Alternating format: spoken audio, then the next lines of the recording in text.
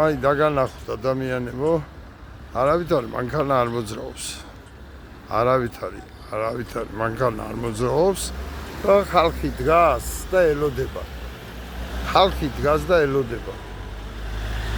წვანეს ანთებას. აი ესაა ის ევროპა, ევროპა. და ეს გვინდა ჩვენ. და ავტოსაგზაო შემთხვევა თითქმის არ არსებობს ქვეყანაში. იმიტომ რომ კანონმორჩილი აქანე ყველა.